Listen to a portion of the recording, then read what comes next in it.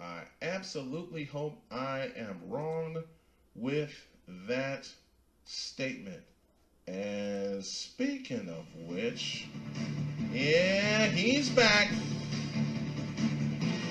He's back to talk some Blackhawk hockey and some NHL hockey in general. We go inside the green room, brought to you by Eastside Distilling of Portland, Oregon, makers of Burnside Bourbon. For all you adults out there, 21 and older, please drink responsibly. Visit them online at eastsidedistilling.com. Follow them on Twitter at Eastside Distill. And Eastside Distilling brings us the green room, and Mike Green's on the other line. Good morning, Mike.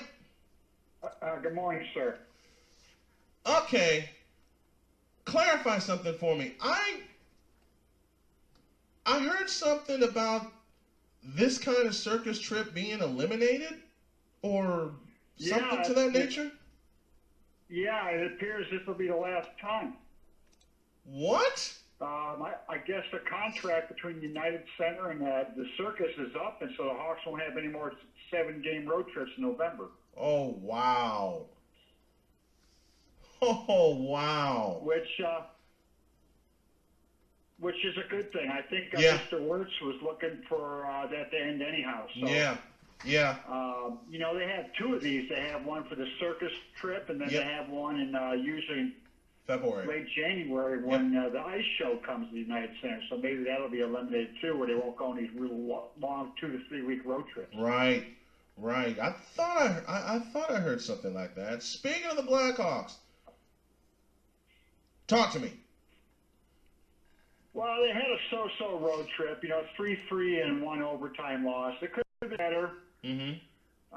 They had trouble scoring goals. They were shut out twice in this trip, but they were obviously gassed by the end of this trip. They lost 2-1 LA Saturday night, but I was kind of happy they got a point out of it. Yeah. Yeah. Considering there wasn't much left in the tank. When you play these 7-game road trips and you play 4 games in 1 week, Mm-hmm. and with all the travel, you could see by the end of the trip that they were totally gassed. But, it could have been better, but, they kept their heads above water, and they're still in first place in the Western Conference. And y'all got to remember, this is a very young Blackhawk team. They got a lot of youngsters that are up, that are playing right now, and they're contributing. They're filling the holes, and they're putting their spots in. Well, yeah. We were without Taves the last 2 games of the trip, so Hinostroza went up to the number 1 line as a centerman.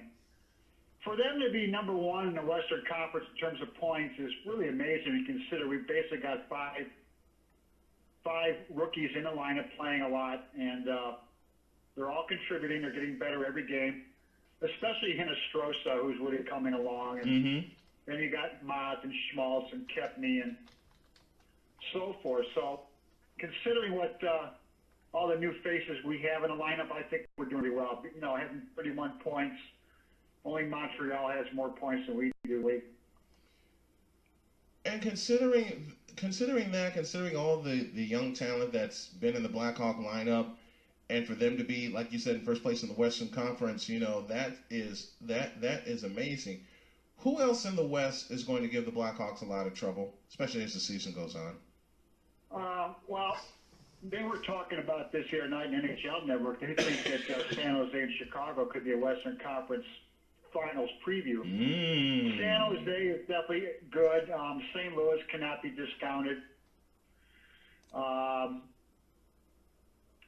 cannot be discounted because they always seem to pick it up as the year goes along. Absolutely. I would say right now LA, San Jose, St. Louis, and Anaheim. Yeah, can't leave out Anaheim. Cannot. No, you cannot, because they got a lot of firepower. Absolutely. Who in the East, besides Montreal, who in the East has gotten your attention? The New York Rangers, unfortunately. But yeah, the New York Rangers are good. They're scoring a lot of goals. They got one of the best goaltenders in the world, in Henrik Lundqvist. The Rangers. But right now, the East is a lot weaker than the West. Washington and Pittsburgh will be there at the end. Don't forget about Pittsburgh. No, you can't forget about Pittsburgh. They are the defending champions. Mm-hmm. Pittsburgh, the Rangers, Montreal, Washington, the way it looks right now. But again, we're only just getting into December, so anything could happen. But I would say Pittsburgh and the Rangers right now are the favorites in the East, but we got a long way to go. Who are your surprise teams in each conference at this point in the season? Edmonton, because they're starting to come. You know, they got one of the best players in the game in Connor McDavid. Edmonton's coming. A lot of young players. I think that one of the biggest disappointments has been Calgary again. Mm-hmm. And in the East, you look at Florida, they're off to a lousy start. They fired Gerard Gallant the other day, and they play the Hawks tomorrow night. Mm-hmm. Florida's gotten off to a disappointing start, so is Calgary. And Nashville to an extent, but Nashville's starting to come now. But I would say Edmonton's been a really big surprise. A lot of young players, but they got one of the best in Connor McDavid. Yeah, Connor McDavid is something to watch. I had a chance to watch him, and the man can simply play hockey. Yeah, he's special. He is. He is. He's just one big man child that's playing hockey right now. Oh.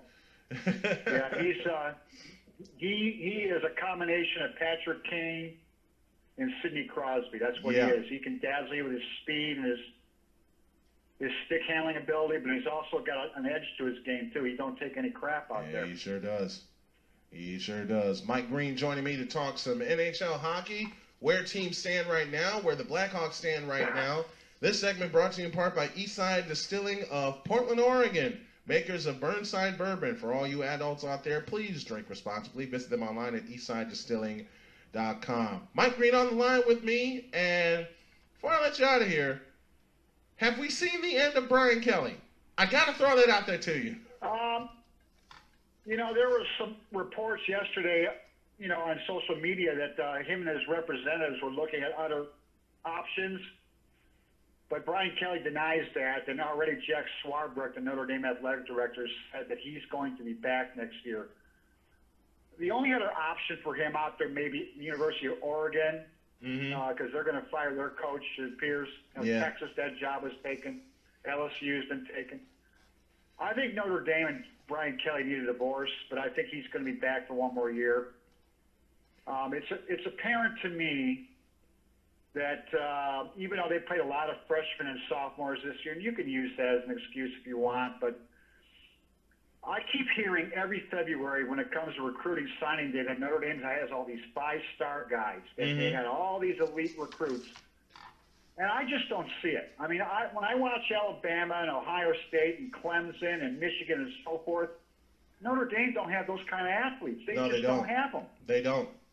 They haven't had them in a while.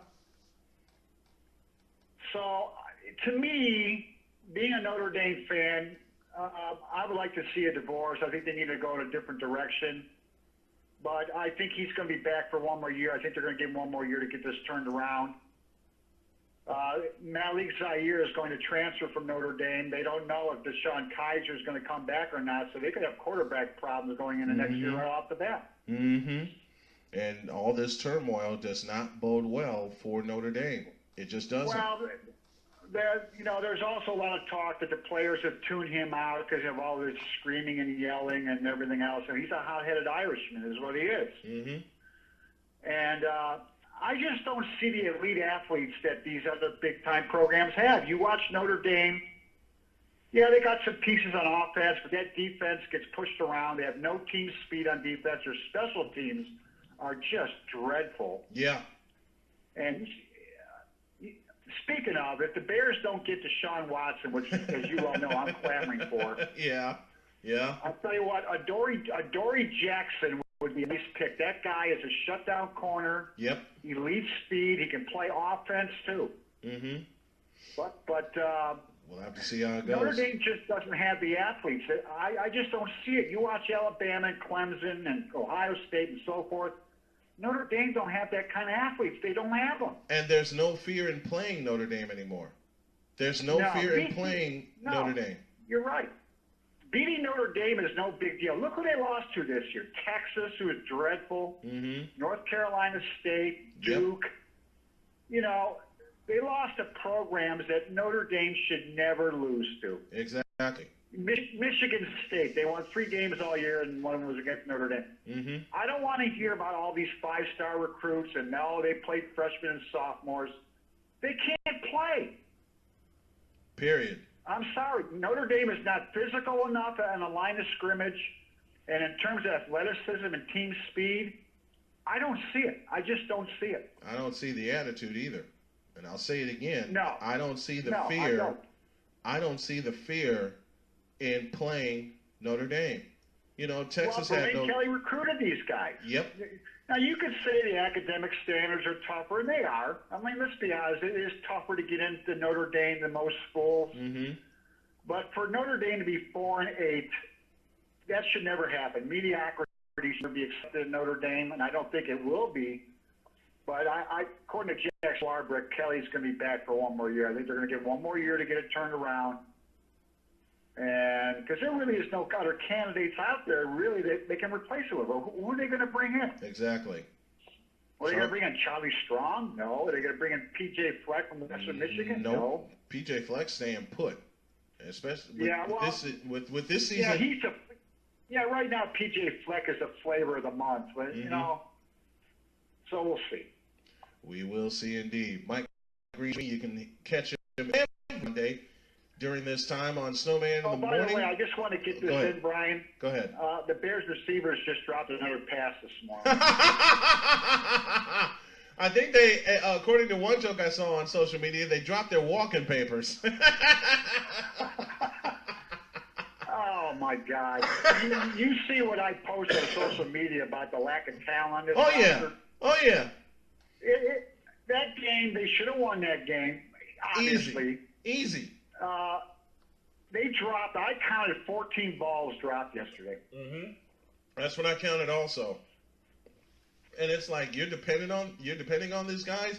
And anyone who heard my Cutler rant this morning, you know, should put the pieces together after that. Period. What a mess. They got now. Yeah, you could say the injuries have been a factor. Sure, they've lost a lot of guys, but yep, they have no skill, no impact players on offense at all. None. And you know how I feel about Jordan Howard. And you know how I feel about this. No attitude.